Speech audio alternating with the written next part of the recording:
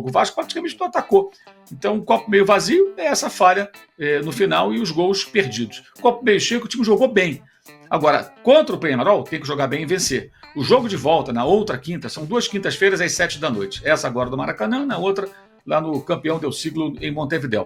Vai ser uma pressão violenta. Fala pessoal, sejam muito bem-vindos ao Flamengo Informa, e agora vamos acompanhar as últimas novidades sobre o Mengão e como a imprensa vem analisando o resultado de ontem entre Flamengo e Vasco. Pelo Campeonato Brasileiro, o Mengão foi superior ao Vasco, conseguiu dominar as maiores ações do jogo, porém vacilou demais naquele lance ali já na reta final. Poderia ter parado o contra-ataque, poderia ter feito uma falta, mas o Flamengo é um negócio assim inexplicável. Uma partida é muito boa, na outra é muito ruim. Joga mal e ganha, joga bem e não consegue o resultado positivo. Então isso acaba que a torcida fica muito irritada e com muita razão. Diz aí o que você achou do jogo de ontem. E agora vamos analisar o que o Mauro César vai falar e também os comentaristas da imprensa esportiva vêm analisando esse jogo, elogiaram o Flamengo e acabaram ressaltando essa falha aí, esse vacilo na marcação. É isso que vamos acompanhar a partir de agora. O link do All Sport estará aqui na descrição para que vocês possam acompanhar o programa Posse de Bola na íntegra. Eu acho que essa coisa de culpar o técnico já é um negócio doentio, né? Tudo é culpa do técnico. Assim, eu acho até muito raso, sabe? Parece que as pessoas não prestam a mínima atenção no jogo. Quando o Tite comete erros, por exemplo, os 4-1 do Botafogo, tem as digitais do Tite encravadas ali. Ele fez só bobagem na mudança do time no segundo tempo, o recuo do Léo Ortiz para a zaga, e ali o Botafogo goleou, depois de um primeiro tempo muito equilibrado, com o Flamengo cheio, tinha 3 titulares, que o Arrascaeta saiu com 4 minutos naquela ocasião, já estava 1-0 o Botafogo. O Flamengo empatou, teve chance de virar, jogou bem o primeiro tempo, todo remendado, no segundo tempo ele acabou com o time. Ali ele foi criticado e mereceu as críticas, né? Contra o Corinthians é a mesma coisa, atuação patética, ele teve muita culpa naquilo ali, mas ontem não, né? Ontem ele montou bem o time, o Flamengo fez uma partida muito boa. Esse é um copo meio cheio de ontem, é que o time jogou muito bem, 2 jogos bem jogados. Contra o Bahia, um jogo de Copa, sem correr risco, ampliando a vantagem, só foi ameaçado no começo do jogo uma única vez. O Bahia, que o Ronaldo sempre destaca o meio campo do Bahia, não jogou, então foi um jogo muito bom. E ontem também, o Flamengo se impôs sobre o Vasco todo o tempo. O Vasco teve 4 minutos de uma pressão com 2 escanteios ali e só, mais nada. Depois o Flamengo dominou, a pressão pós-perda funcionou muito bem, perdia a bola, recuperava no campo de ataque, iniciava o ataque, e o Vasco não conseguia sair jogando e rifava a bola, o Flamengo recuperava. Agora, o velho problema dos gols perdidos vem desde os tempos do Abel Braga. O Flamengo faz isso há muito tempo, cria, muitas chances para fazer um gol. Sem o Pedro fica pior ainda. E ontem foram várias chances claras desperdiçadas, com o Bruno Henrique, a cabeçada do Léo Ortiz no travessão, essa cabeçada que o Juca lembrou, defendida pelo Léo Jardim, cabeçada do Pulga, teve a bola que o Arrascaeta roubou do Esforça e acabou não chutando, quando recuou para o Léo Ortiz, ele não chutou de primeira, e perdeu mais uma oportunidade ali o Flamengo. Foram várias chances e fez um gol muito bonito, e agora o erro do gol é um erro de falta de concentração, que no jogo de Copa não sei se aconteceria, né? Porque aí eles se mobilizam de outra maneira, impressionante. Primeiro, assim, aí tem gente que fala, o Tite é retranqueiro. Cara, o Flamengo estava no ataque. Aí o Léo Pereira, ao invés de reter a bola, tocar do lado, deixar o tempo passar, tentou jogar como ponta esquerda. Baixou o caboclo Uri Geller, lembra o Júlio César, do Léo Pereira? Só que ele não é Uri Geller. Tentou cavar uma falta, não foi nada, a jogada seguiu, né? E aí o contra-ataque do Vasco, o Everton Cardoso tinha entrado, o menino não fez a falta no Ryan, deveria ter feito a falta, ia tomar um cartão amarelo, ok, deixou passar, e aí vem erro do Fabrício Bruno, que não tentou cortar o cruzamento do Puma Rodrigues, e o Alexandre, que jogou muito bem, hesitou e não se antecipou ali. O Felipe Coutinho mergulhou e fez o gol de cabeça, empatando o jogo. O Vasco praticamente não atacou. Então, um copo meio vazio é essa falha no final e os gols perdidos. Copo meio cheio, o time jogou bem. Agora, contra o Peñarol, tem que jogar bem e vencer. O jogo de volta, na outra quinta, são 2 quintas-feiras às 7 da noite. Essa agora do Maracanã, na outra lá no Campeão del Siglo em Montevidéu. Vai ser uma pressão violenta. O Peñarol jogou no final de semana com o time completo, ganhou de 4-0 do Rampla Juniors no Campeonato Uruguaio, não poupou jogadores e deve formar com uma linha de 5, como fez lá na Bolívia, quando segurou lá a derrota por apenas um gol diante do Strongest. Deve jogar para perder de pouco ou não perder. Provavelmente o Diego Aguirre vai montar o time nessas condições, pelo que ele vem fazendo na própria Libertadores, jogo fora de casa. E o Flamengo tem que fazer gol, tem que vencer esse jogo por mais de um gol, de preferência, porque senão vai ser muito, muito difícil a classificação. Eu entendo que se o Flamengo for eliminado da Libertadores, ele passa a ter alguma chance no Brasileiro. Tá? Desde que ele não perca aí os 2 próximos jogos contra o Grêmio, fora. Aí vai ser bem difícil, que deve ser um time todo reserva. Esse jogo está entre as 2 partidas diante do Peñarol e depois o Atlético Paranaense no Rio. Se o Flamengo fizer pontos nesses jogos, for eliminado, ele vai ter que se concentrar mais no Brasileiro e talvez até possa brigar pelo título. Agora, se o Flamengo passar pelo Peñarol, acho muito pouco provável que possa fazer esse esforço todo, porque não vai aguentar. Né? Ainda mais sem o centroavante, o goleador. Faz muita falta, é óbvio, e acho que a diretoria errou. Deveria ter trazido um centroavante. Deveria ter contratado um jogador. Foi oferecido o Choupo-Moting, que é um jogador de 35 anos, experiente, não teve uma grande temporada no Bayern, mas na temporada anterior, 2023, pouco mais de um ano, ele estava metendo gol em mata-mata de Champions League. É um jogador pronto para entrar ali e fazer um papel que o Carlinhos... Gente, o Carlinhos ontem, a gente torce por ele, o garoto, o rapaz tem uma história de luta, um cara humilde, mas, pô, chutou o chão, né? Aquela bola ali, pô, é só virar e bater pro gol, talvez fizesse o gol, chutou o chão. E o Gabriel não existe, né? O Gabriel jogou 12 minutos. Ele teve uma ação com a bola. Uma ação com a bola. E ficou uma vez impedido. Uma figura absolutamente nula.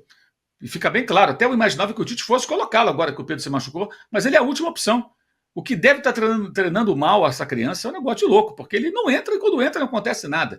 Então acho que ele encontrou boas soluções ali. O Plata muito bem, surpreendente até para uma estreia. Alexandre muito bem também, embora tenha dado uma hesitada no gol do Felipe Coutinho.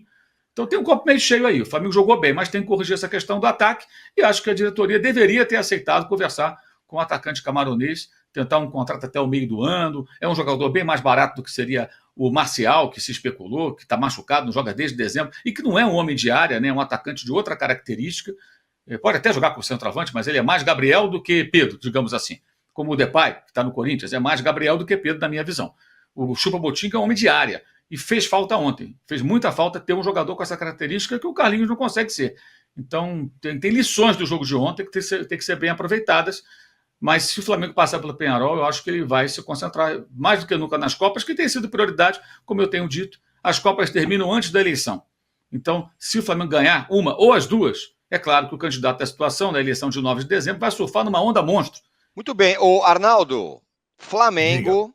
Botafogo, Palmeiras. E mais o Fortaleza ali também, se insinuando, sei lá, talvez. O campeonato está restrito aos dois, Palmeiras e Botafogo, ou não dá para cravar ainda? Eu acho que tá, sim. Pelo histórico e pela configuração da tabela nas 12 rodadas restantes, né? Lembrando o seguinte, o Flamengo já não joga mais contra Palmeiras e Botafogo, né? Não tem mais confrontos contra os times, já jogou essas partidas. E eu acho que entre Palmeiras e Botafogo, eu vejo um favoritismo do Palmeiras, pela frente única e por jogar com o Botafogo na sua casa, mais à frente, né? Então, vendo e conhecendo bem esses times, o Palmeiras a gente conhece muito bem, o que o Juca falou. A gente já viu esse filme, já viu esse time, já viu a reação desse time num Campeonato Brasileiro, quando ele tem só o Campeonato Brasileiro, está vendo essa reação, né? Não é que está definido, mas como Fortaleza também tem outra frente, que para ele é muito importante, a Sul-Americana contra o Corinthians, eu acho que está bem entre Palmeiras e Botafogo, que ainda jogam um confronto direto. E não vejo grandes oscilações nesses dois. Eu acho que esses dois fazem um campeonato consistente há algum tempo. O Botafogo, o Tironi, acho que ele investiu tanto agora nessa janela de meio de ano para tentar ganhar as duas, né? Não é que ele está priorizando a Libertadores e deixando o brasileiro de lado. Ele tem elenco para jogar as duas. Mas ele vai ter que se manter firme no Campeonato Brasileiro para chegar no confronto direto aqui em São Paulo com alguma vantagem, né? Então eu vejo mais para os dois. O Flamengo vem se dedicando às Copas nas últimas temporadas todas. Não vejo muito diferente agora nessa circunstância. E acho que deixa até interessante o fato aí para a gente comparar um pouco o que era o Botafogo do ano passado e o que é o Botafogo desse ano. O Palmeiras a gente sabe e é um filme bem parecido. Inclusive, né, Danilo, esse questionamento em relação ao Abel, se ele demorou a encontrar a solução, precisou ser eliminado das Copas para encontrar a solução. Foi a mesma questão o ano passado com o Endrick e tudo mais, né? Foi mais ou menos o mesmo tipo. Agora, o Botafogo tá diferente. A distância, né? O ano passado era aquela... Não, só perde o campeonato para ele mesmo, e perdeu. Esse ano ele não tá tão espetacular, ele nunca abriu tanta vantagem, mas ele parece muito mais forte, muito mais consistente e com a experiência de quem viveu o ano passado, né? Então, eu acho que é uma briga muito boa entre os dois. Eu vejo as brigas no campeonato também por outras posições, briga Libertadores, acho que é um campeonato bem interessante nesse aspecto, porque tem Bahia pela primeira vez nessa... Então tá aí, né, um pouco da análise dos comentaristas falando sobre o que esperar desse Flamengo na temporada. Tem Copa do Brasil, que vai enfrentar o Corinthians e de volta. Tem agora, na quinta-feira, jogo importantíssimo contra o Peñarol. Primeiro jogo das quartas de finais da Libertadores. O Flamengo tá bem forte na Liberta, acho que dá pra chegar na final, tem um caminho ali que dá pra chegar nessa finalíssima, né, que seria espetacular, vencer a Libertadores e jogar o Mundial antes do Super Mundial de Clubes que terá ano que vem. Então o Flamengo poderia ter vencido o Vasco, jogou melhor, dominou as ações na maioria do tempo, porém pecou novamente naquela última bola ali, né, peca demais na finalização, a gente não tem centroavantes confiáveis. É focar a expectativa no Bruno Henrique, esperar para que ele consiga ali pelo menos fazer alguns golzinhos na temporada, porque o Gabigol já era, esqueçam o Gabigol, o Gabriel, né? Esqueçam também Carlinhos, esses dois aí ano que vem não ficam por nada nesse Flamengo, então a gente sabe que ano que vem é um ano de renovação em algumas posições, em especial na zaga, acho que já deu para alguns jogadores como o Davi Luiz, que apesar de ser um jogador experiente, tem uma moral no vestiário. Não dá mais para ele, que é um jogador já mais veterano. Talvez tenha que refazer algumas funções ali no Flamengo, trazer jogadores ali pro ataque, um centroavante reserva pro Pedro, né, que possa começar como titular a temporada de 2025. O que a gente sabe é que o Flamengo poderia ter feito um resultado melhor, mas infelizmente não conseguiu. Diz aí o que você achou do jogo, comente abaixo que é importante saber o que vocês pensam. Daqui a pouco voltaremos com mais informações. Um grande abraço e até logo mais. Valeu!